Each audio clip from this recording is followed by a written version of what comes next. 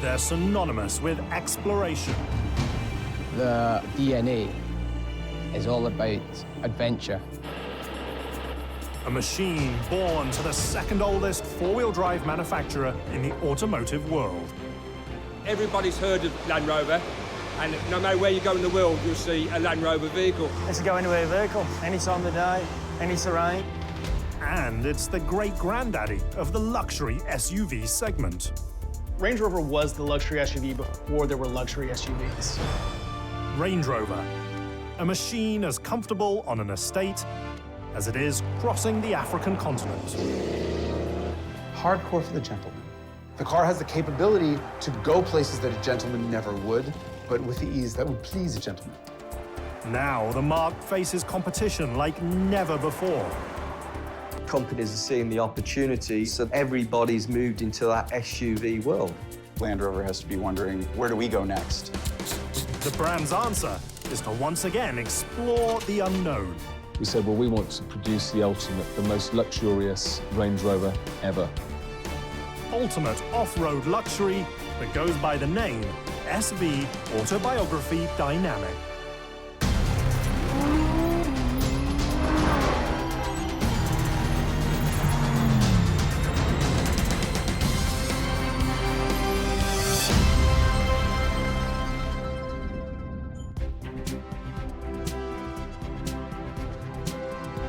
It's a 550 horsepower supercharged super SUV. The best 4x4 in the world, in my opinion.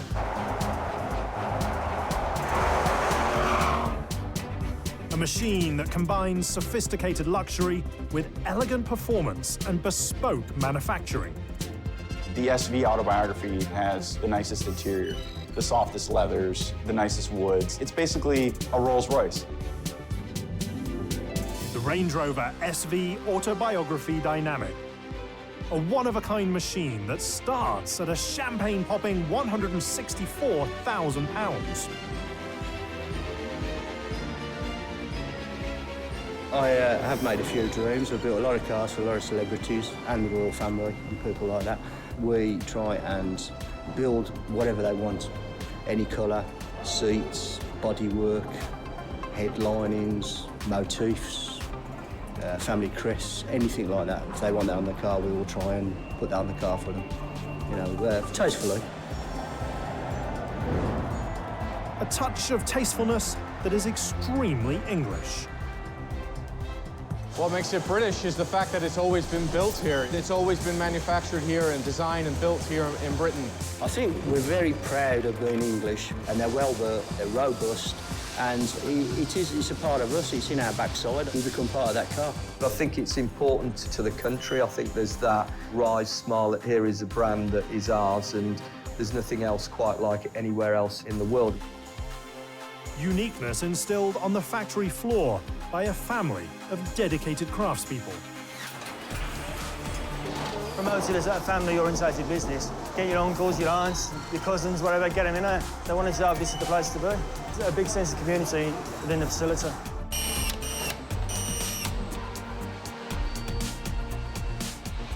An artisanal community that not only puts their hearts and souls into each machine, but also their livelihoods. Your Land Rover is the backbone of Birmingham and the Midlands, the whole of the Midlands. Manufacturing may have been on a little bit of a roller coaster ride. It's something that people have depended on for their livelihoods for a long time. These days, Range Rover and its parent Land Rover are riding higher than ever, thanks to an unparalleled run of success. We don't want this country to become a warehouse where everything's imported and we just pass it on. We want to keep manufacturing in the UK. In less than a decade, Land Rover and Range Rover's production has almost tripled. It's great for the amount of jobs of people who were around here. If this place was ever not here, oh, what would happen, I don't know. Today, there's little chance that the factory might vanish. They build over 430,000 machines annually. Range Rovers are now Britain's largest luxury export, contributing a staggering £10 billion a year to the economy. Our home, our heart and soul is in the UK. We clearly impact the West Midlands very significantly from an economic perspective. Amazingly, that economic impact begins thanks to a snowstorm. The Land Rover story starts post-war Britain, 1947, and they had a very bad winter with very, very heavy snowfall. And Maurice Wilks needed to plough the driveway. At the time, Wilks is chief engineer for the Rover Car Company, a luxury saloon manufacturer. He was a practical man who loved engineering ideas and loved creating something special. However, in post-war Britain, no one needs a fancy saloon. What Wilks needs is a new idea. His next-door neighbour had a World War II Jeep, and he bought the Jeep off his neighbour and started using it in a practical sense. As he ploughs his driveway, Wilks has a revelation. This inspired him to take it to his farm, and at that point he started to use it more for leisure pursuits, more the way we use an SUV today. Wilks realizes that the key to keeping his car company in business isn't luxury, but rather basic utility. That was really the embryonic stage of coming up with the Land Rover story.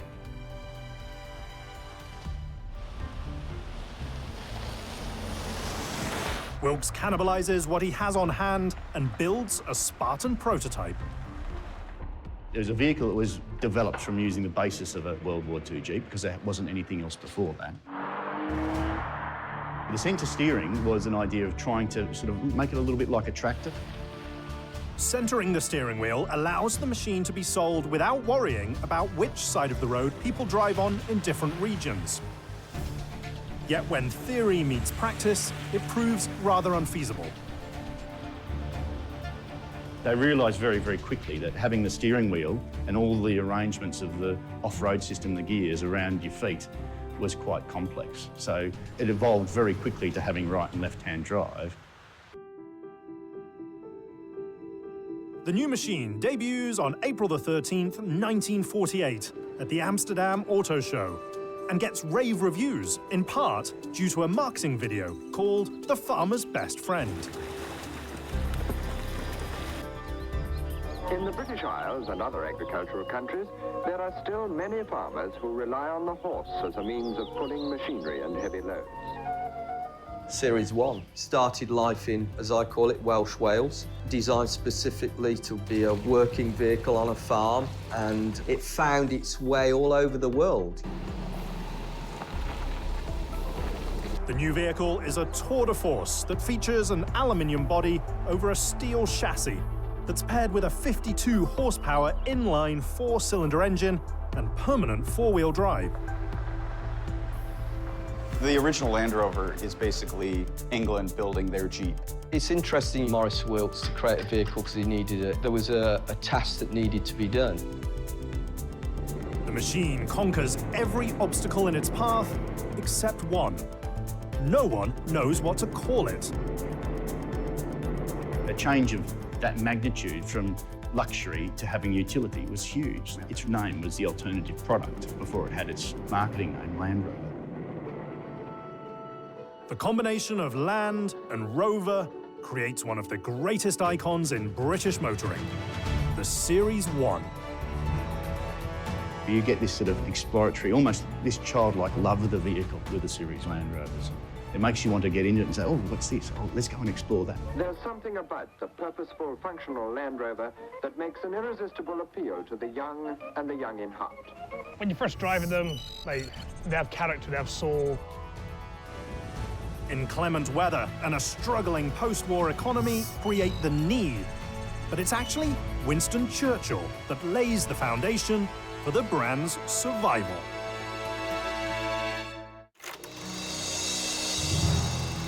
For decades, the British automotive industry teeters on the brink of disaster. If you go back, you see a whole bunch of brands that don't exist anymore today. MG, Triumph, all of these brands that came and went. Today, UK auto manufacturing is finally on firm ground.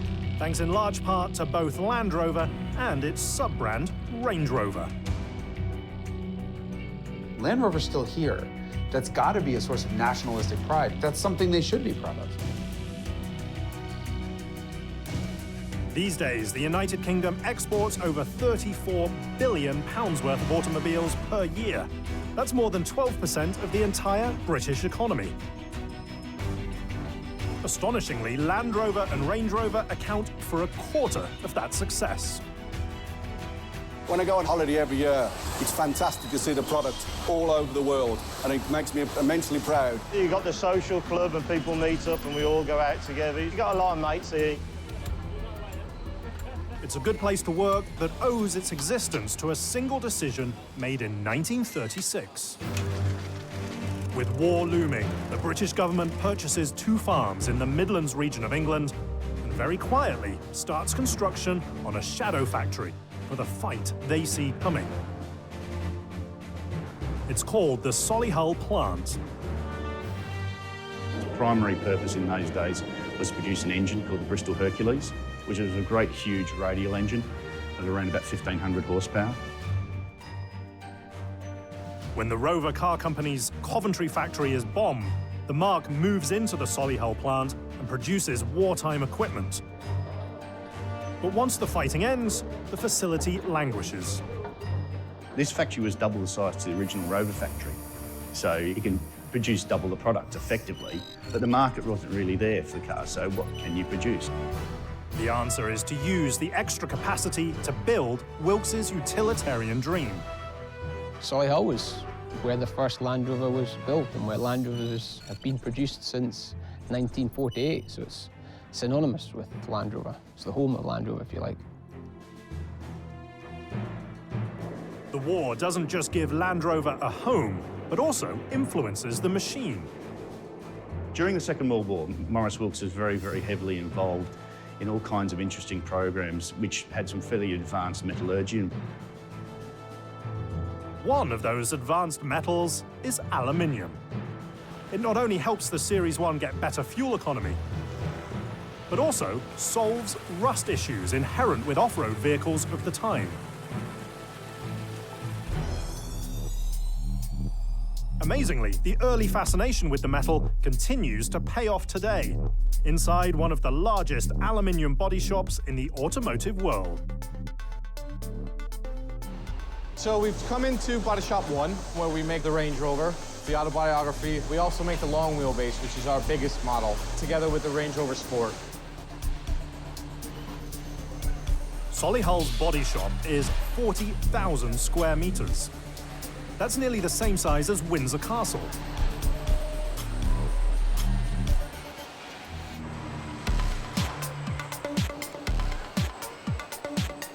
The body shop at Solihull is awesome. When you see literally hundreds of robots operating in silence, putting thousands of rivets to a fraction of a millimetre accuracy, making body shells that are so stiff, so strong, and so accurate, it's just so exciting to see. It takes 680 robots and nearly 300 craftspeople, just over 10 hours to build a single Range Rover body.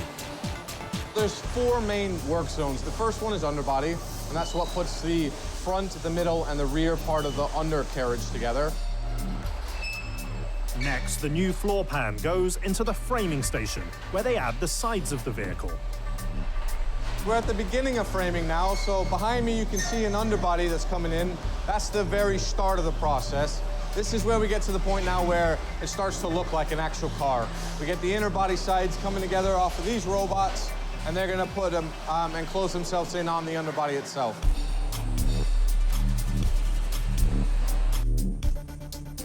The original Series 1 features an aluminium body bolted to a separate steel chassis. Today's tech is a little bit more advanced. The body really is the skeleton that holds the whole vehicle together. It is the backbone of the complete car. The modern Range Rover skeleton is called an aluminium monocoque. It's a construction process where the body and the frame are combined into a single structural element. This is the next step in the dance. We're now into framing 2. Behind me, you can see we've got the outer body side currently being sealed, and that will then come together on the outside of the inner to make the fully framed cars.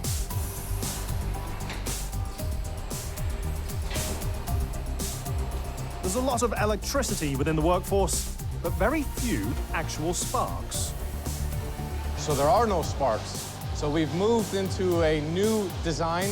We're now in a aluminum body shop, and with the aluminum comes the ability to rivet. We've put 3,722 boron-coated steel rivets into the aluminum. All those rivets need a lot of adhesive. So there's 161 meters of an adhesive. It's a glue. The glue is actually strong enough to hold the car together.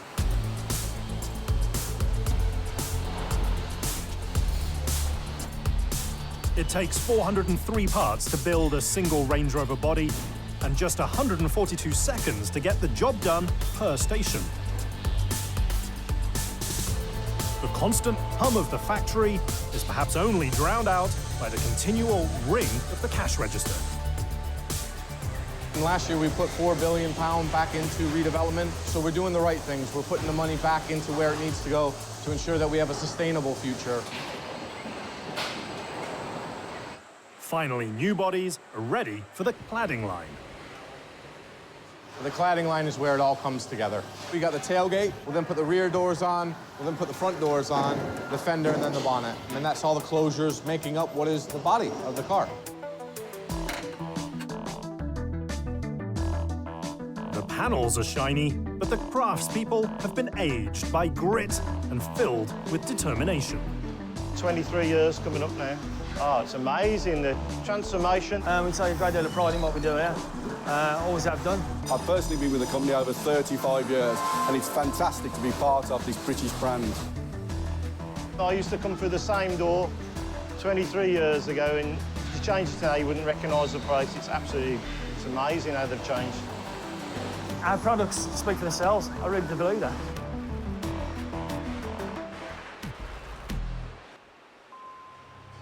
Every day, a handful of machines are pulled off the final line for a very detailed checkup.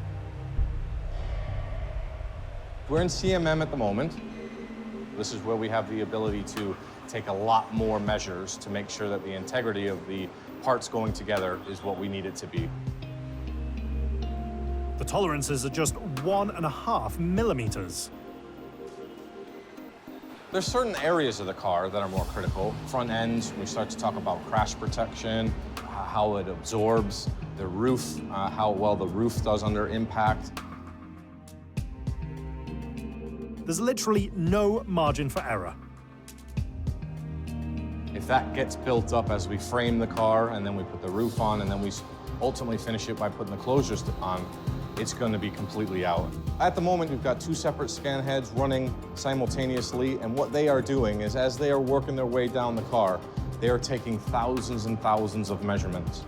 And all that data gets fed then into the computers, and that's where all the data gets crunched, filed, and that's where our engineers then are able to analyze the performance of how our cars are actually being built.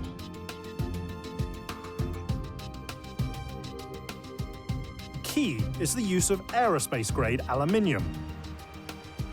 Using it helps the current generation Range Rover shed 420 kilograms from the previous model.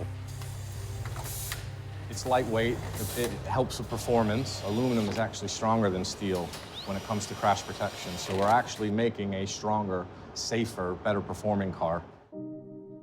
It's taken almost half a day to create a brand new Range Rover aluminium monocoque. Now it's ready to head to paint. For the majority of Range Rovers, that means moving to another building on the Solihull campus. But a bespoke SV Autobiography Dynamic takes a far more exotic journey.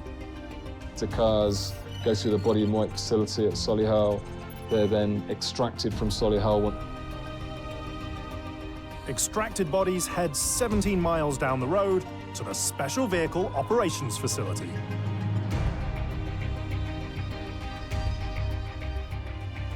Special Vehicle Operations, what that means is we take the core Range Rover and we just make it more special. It's the bespoke side of Land Rover's vehicles. SVO is relatively new to the brand, and they build some of the special models, a bespoke thing, the equivalent of a tailored suit. A tailored SUV suit that starts inside of a very high-tech and very boutique commissioning suite.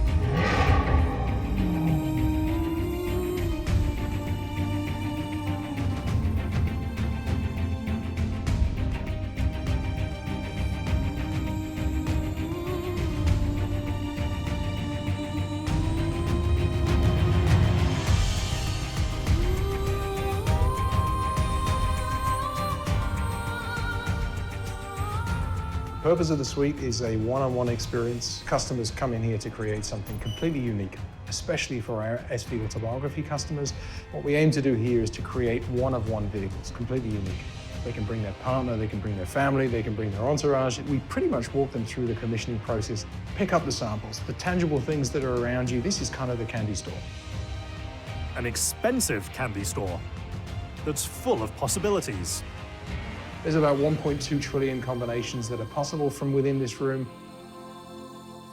With 1.2 trillion combinations, it's nearly impossible for two bespoke vehicles to be identical. Well, if you're spending a lot of money, you want to have something a little bit different than your neighbor might have, and SVO sort of provides that for the buyers. The suite's main attraction is an advanced three-dimensional visualization system. The principle behind this is that you use the screen like an iPad. You can manipulate the car. It's a 4K visualization using the most powerful back-end, the most powerful data set that we have, really to give the customer a lifelike impression of exactly what that car is going to look like when it's parked in the garage or on the driveway. Now, clearly that color combination that we have here may not be for everybody. Let's pick a different color. What would you like to see? Let's do red, and maybe even a yellow afterwards. Or maybe we can even combine the two. Not that we would ever condone that. So that gives you a very bright, almost fire engine red. And using that duotone feature, you can create something which is, of course, very, very leery.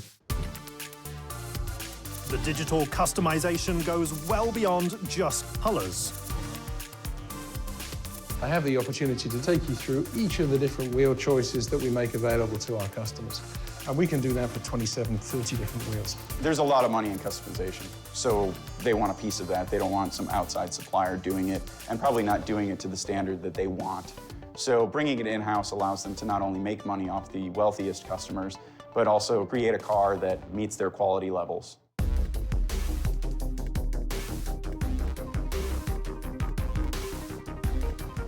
Deluxe high-end finishing starts when a body arrives from the Solihull factory and heads to the artisanal SVO paint shop. In this facility here, we take a body shell in from a core paint shop. We then apply the base coat and clear coat to that body. We're pushing the boundaries as far as base coat technologies go. We're using technologies that core paint shops can't use. Spectral or chroma flare is a great example of that.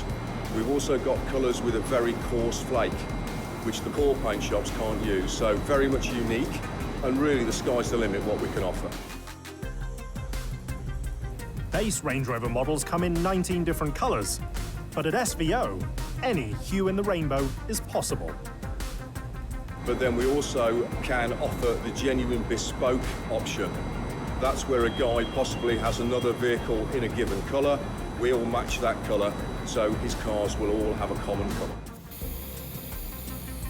The range of colours isn't the only difference. Another is the time it takes to get the job done.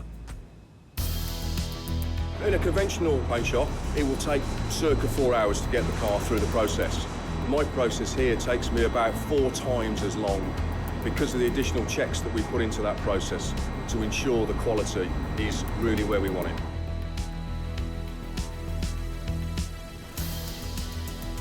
The handcrafted approach requires a very special team. And we selected a very, very high calibre of associate to work in SV. We've gone for the best of the best, if you like.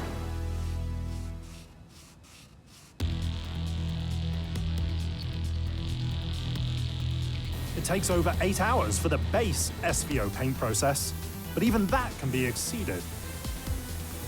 We're offering two colours that require a double pass around the paint shop.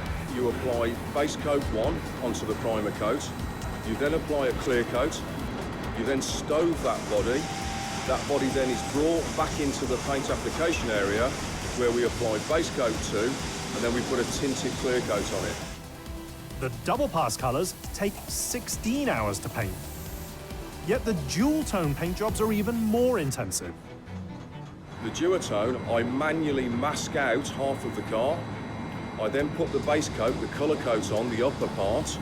I then remove that masking material and apply a clear coat. All of this is done by hand. This is all done by sort of love and attention of the associates. The extra time doesn't actually amount to very much paint. The film build, there's possibly 2 or 3 microns across the whole body shell, so the control is incredible. 2 microns is roughly the width of a human hair. There are a lot of other SUVs out there, but they haven't got the heritage and the image that Land Rover gives you. This is the real deal. A real deal that's been traversing the impossible for over 70 years. Yet before a customer can drive their brand new SV Autobiography Dynamic, it needs to first take another manufacturing journey.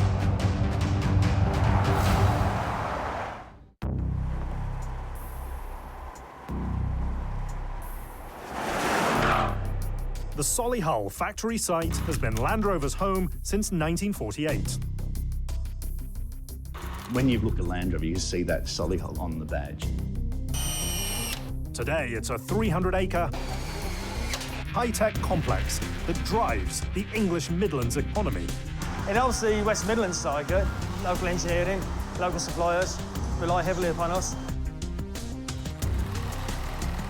A reliance built on the brand's ability to go global, well before it becomes a business catchphrase. If you go through the dispatch records, you see Africa, India, Australia, New Zealand, all the Asian countries. It really did just light up instantly. Land Rover found itself all over the world, and part of that is because the British Empire was all over the world, and so it made sense for the Brits to take their cars to their colonies. You see them in really tough environments. They built their reputation on being able to survive all of these difficult environments.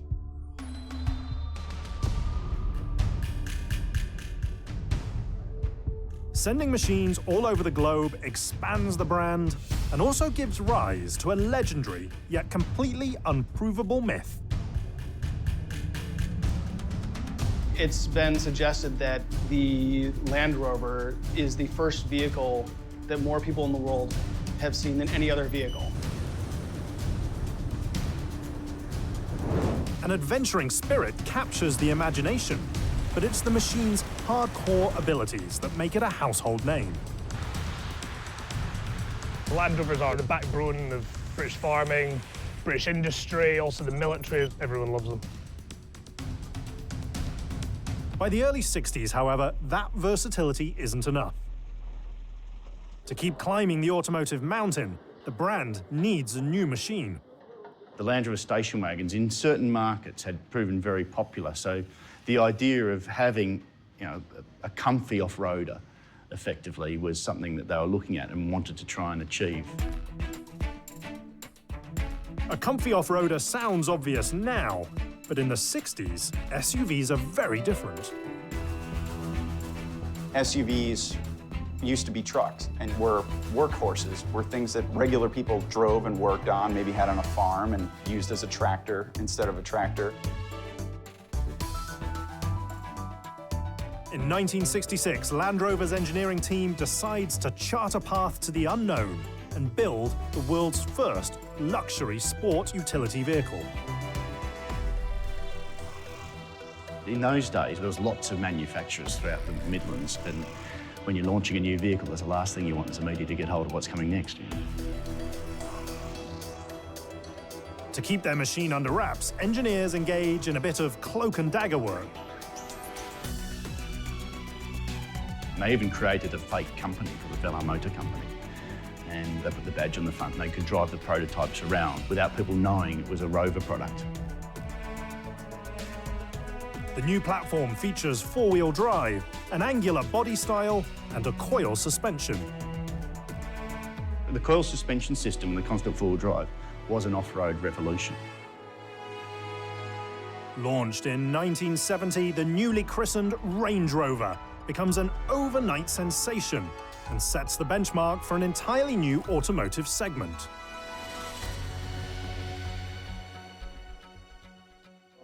And go anywhere means just that. Go shopping, go visiting, go to work, go to school. Range Rovers are so many cars in one.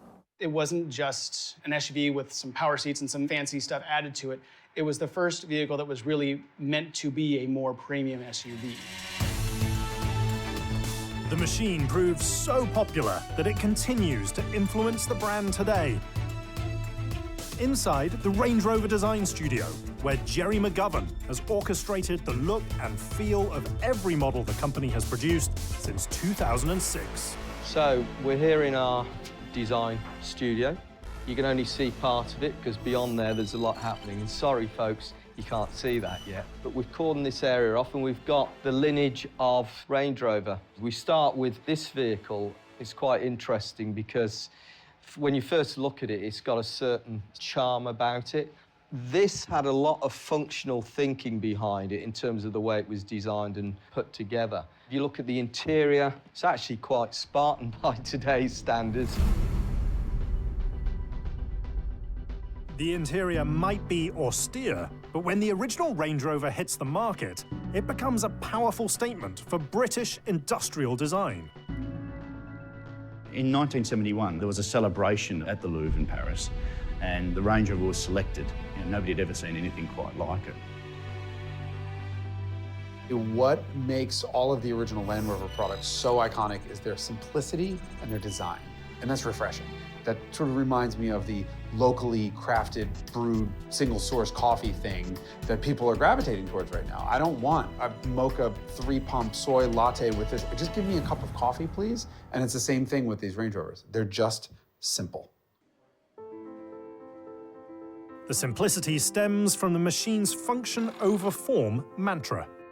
For example, the clamshell bonnet, which is created here, was done at that time to maximise ingress and egress, maximise ingress into the engine bay, because at that time most people worked on their vehicles. The other thing you'll notice is the very equal glass-to-body relationship. It's almost half and half. And what that was about was when you were inside and you were going off-road, you could see where you were. One interesting little story, but not maybe a lot of people know this, is that what you have here, this is called our floating roof, and you still see it on the designs today. But if you notice here, this panel is covered in vinyl. Now, originally, it would have been body colour, but because the quality was so bad, and there was undulations in that surface, they decided to cover it with vinyl. And without realising, that created the floating roof. Not a lot of people know that, but that's a fact. The Gen 1 Range Rover starts as a relatively simple machine. But with each successive generation, it gets more and more complex. In 1989, it becomes the first 4x4 to offer disc brakes. Then in '92, the brand introduces electronic traction control and an automatic air suspension, both industry firsts. Even the current 4th generation machine gets in on the action by featuring the world's first all-aluminium off-road chassis. There isn't anything else quite like it, whether it's the continuous belt line, the continuous floating roof, a certain level of formality combined with elegance. Basically, we have all these ingredients, and what we do is we cook them in a way that's relevant. So the challenge is the new Range Rover is really almost defying the laws of physics. How are you going to make a vehicle that's got 2 feet, 600 mil of suspension travel, yet be the calmest car on the Autobahn ever? As the machines advance, so does the Solihull factory that has produced every Range Rover ever built. When you go around the factory, you see absolute respect for what created us, and that's what's really cool, that duality of really understanding the past, but really pioneering the future.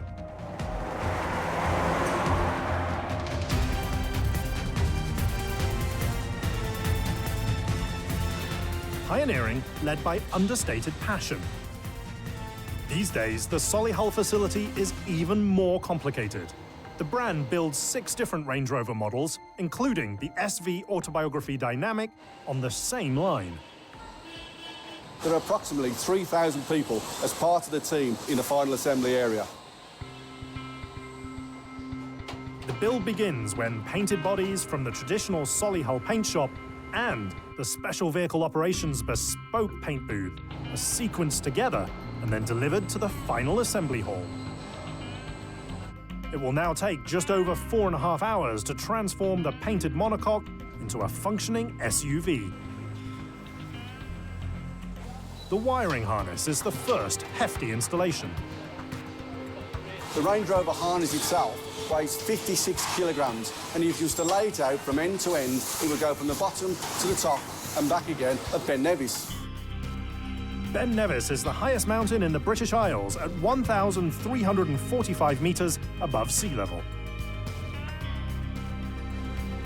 To hide all that wire, craftspeople add sound-deadening material and insulation before installing the interior pieces that you actually touch and feel. This is where the instrument panel is fitted into the car, and it's really important to get this right. This is the part that the driver of a Range Rover will always be looking at whilst they're driving the product.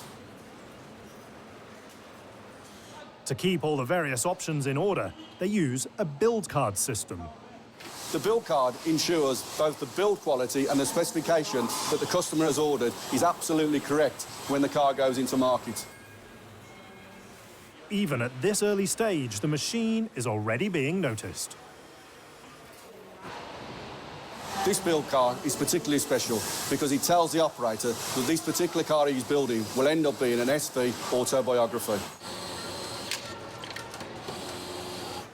With the dashboard installed, it's time to add the center console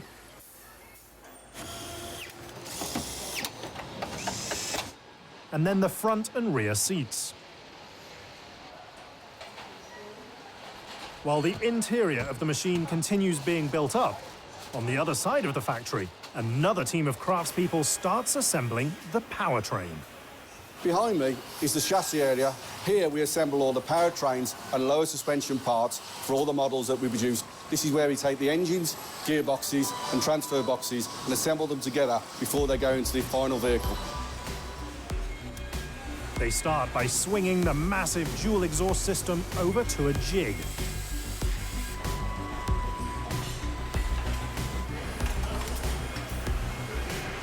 Then add the front differential, air suspension, and front disc brakes. In a typical day, we can build over 850 powertrains for our assembly hall. Finally, the powertrain is ready for the massive 550 horsepower V8 engine. I've personally been with the company now 35 years. It's been really a big part of my family. My wife works here, my eldest son works here, and also my brother. There's certainly a marketing benefit in saying this product is and always has been produced in the one spot by families who have been working there for generations.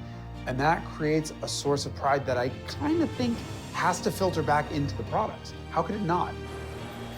The factory is full of family connections, including a very special mechanical union. This part of the process is called the marriage station. In the marriage station, we bring together the powertrain, the painted body, and the chassis to finish the car. It takes just 89 seconds to bring all 3 elements together inside a fenced safety cell. The marriage is a precise bit of kit, and then we use DC electric tooling to ensure all the torques that are applied to the car are absolutely achieved on every one of our cars. Down the aisle from marriage, craftspeople add the front headlights, bumpers, and wheels before the machine is filled with fluids for the first time. The trimmer final hall, many of the components are scheduled just in time. When you just watch it, it is amazing to see hundreds and hundreds of parts just coming together in perfect formation just to make that car right. It really is cool.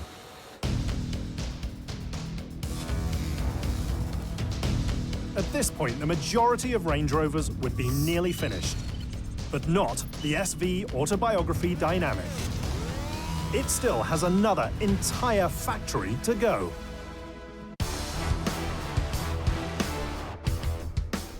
The Range Rover SV Autobiography Dynamic is a uniquely bespoke luxury SUV that goes from 0 to 60 in just 5.5 seconds and costs a whopping £164,000. Heady territory, even for a brand synonymous with off-road excellence.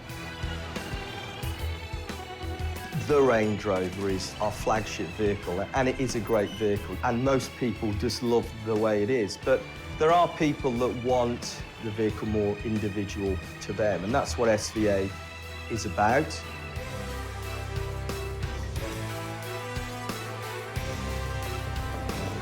The SV Autobiography Dynamic is a direct response to a changing market and new competition. By 2020, they reckon there's going to be 20 million SU-type vehicles globally. That's a lot of vehicles, and that's a big market. And there are lots of great competitors coming into the marketplace from above us and below us. It makes me smile because, you know, bring it on. Be warned, we've been doing it for a long time. That doesn't mean to say we sit on our laurels, but you better be good to compete with us. They've sort of been exploring how high they can go with pricing an SUV. No one really knows yet.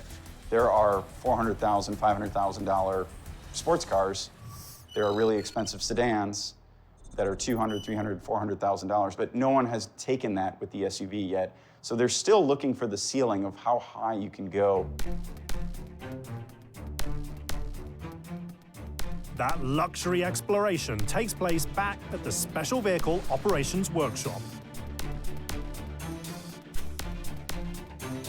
Solihull over the last 10 years has been absolutely transformed. I mean, it's a huge business now. It's state-of-the-art, very, very mechanized, very efficient. Here we're much more focused on individual cars. It's much more handcrafted. It's much more about the people and people interacting with the vehicles. So chalk and cheese, really. The takt time certainly isn't 49 seconds, maybe 49 days.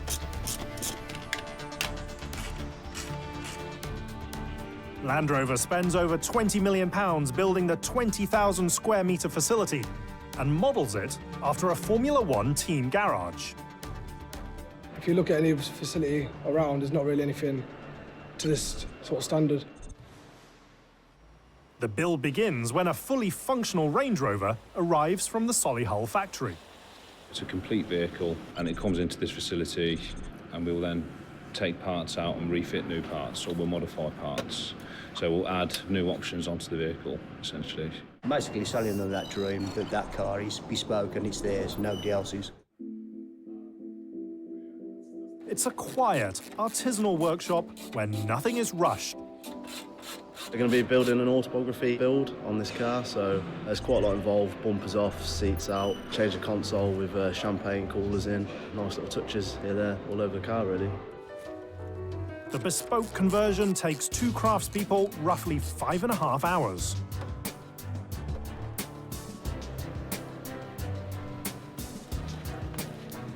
Probably 50-ish parts, something like that. So some are obviously quite large, like the centre console, and then the coaches are really small, so. We're seeing a huge shift in the entire automotive industry that went from hand-built cars very early on to mass production. Mass production means that the companies get to survive, but it also means you as a consumer don't have anything different than anyone else. I think it's genius that all of these car companies are recognizing that small, one-off stuff is way more special to people in the luxury market. Luxury clientele that are as much fanboys as anything else. All sorts of people, obviously people with money, sports, superstars, car enthusiasts, lottery winners. And the nice thing is we get to see them. They'll come in themselves and watch us building their car. It's nice to know that the car you're building for somebody, they want to come and watch you build it. Customers aren't the only ones who recognize the difference. It's more take your time, get it for the right first time, no rushing around sort of thing. Gets in your blood after a while. It's a great pleasure, great pleasure. There's not many about. If you're lucky enough to have one, then you're a select few, really. Owners aren't the only lucky ones. Took me over 2 years to get in here. I was born in the UK. I'm 23 now, so lucky to be here at an early age as well. The bespoke build actually starts with disassembly. They remove the front fascia, take out the standard front and rear seats, and unbolt the original center console. You get a lot of independence, obviously, you got a lot of responsibility. It's mostly one-offs. Anything that happens to the interior, you can't get it very quick again. The bespoke transformation continues as artisans add custom rear badging, aluminium milled paddle shifters and foot pedals, a new center console that features a champagne refrigerator, and luxury 20-way adjustable heated seats. When the vehicle's finished here, it goes through an auditing process, so we'll make sure that it's perfect for the customer. It can't be an SVA unless you put it through the process that we have to put it through. And we spend some time tweaking and adjusting, making sure that everything is as good as it possibly can be. Finally, after 4 factory visits and more than 2 days of assembly, a Range Rover SV Autobiography Dynamic is ready to hit the open road. The SV Autobiography is really just taking the Range Rover and pushing the car in terms of its luxury credentials. The long wheelbase, it's all about the second row, it's all about comfort, it's all about refinement. It's, you know, it's all about first-class travel, really. I suppose some people probably see Range Rover as a rugged 4x4 off-road car. But, you know, when you look at one of these, you really see that actually, from a luxury point of view, they really are quite special. I wouldn't mind being chauffeured around in one of them, let's say. The Autobiography tries to take the SUV as far into the luxury realm as it can go, where you have a beautiful interior with the nicest, softest leathers. You've got more wood, you've got special things like a cooler in the back seat. You've got adjustable rear seats, business class seating. The Autobiography pushes how high Land Rover can go into the luxury realm. Cars like Range Rover exist because people love them, not because they need them. No one needs to be able to drive across the Sahara. They buy these cars because they want them. And what better way to hook them than saying, we'll make anything you want, exactly the way you want it, so it's really yours.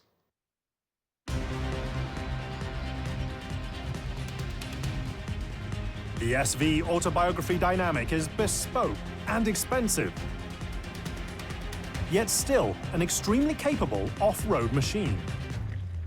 There's clarity of purpose to the Range Rover that I adore, and I think customers like too. It looks tough, it looks boxy, it's simple, no gimmicks. It's certainly not easy to have luxury and off-road ability in the same vehicle, and that's sort of their challenge. The view out is probably the best part, though.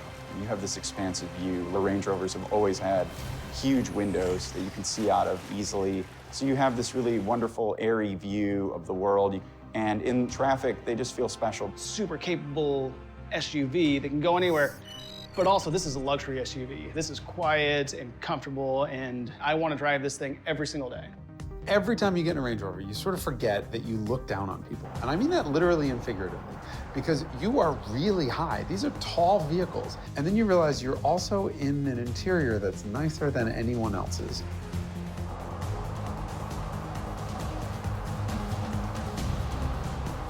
Those expansive views are backed up by some hidden high tech. Range Rover hit all of those targets by putting the hardware in for it to go off-road. The differential locks that it needs, the ground clearance that it needs, air suspension to raise the whole chassis, but then not forcing the user to understand how all of it works, but giving a very simple rotary selector knob that says, I'm in mud. The four-wheel drive system is controlled by a simple twist of a knob. The computer then knows which things to lock and which things to do to get you through there. It's a nice middle ground where it has the hardware to do all of these things, but the software that makes it easier for the user to do. An ease of use that harkens back to the brand's very beginnings. The great thing about Land Rovers is they're very simple to drive. I mean, a lot of people started driving them when they were 10, 11, 12 years old in fields or off the main highway. You know, kids want to go everywhere. They want to go places that no one else has been. They want to be places that maybe you're not allowed to go. And that's why Land Rovers are great, because they allow you to go to these places. Today, those early explorations and adventures are not only the brand's hallmark, but also fundamental to the Range Rover experience. The Range Rover is the only vehicle in the world where you can drive across Africa and still get valeted right up front at the club. You can't do that with anything else. It's a tremendous range of versatility that highlights both the machine's heritage and its enduring success. If you go way back, the British automotive industry went into decline, and now we're coming out of that, and I'm very, very proud of that. What motivates me is really wanting to leave a legacy that is a business that is respected the world over. It's a legacy full of adventure, sophistication, and now ultimate luxury. I think the key to their success is to continue doing luxury stuff and sort of follow the Rolls-Royce path and creating these bespoke interiors, offering options that nobody else has. I think that's going to separate them from the rest of the competition. The Range Rover SV Autobiography Dynamic, the most extreme expression from the world's first luxury SUV company. And perhaps the cornerstone to continuing the brand's remarkable legacy.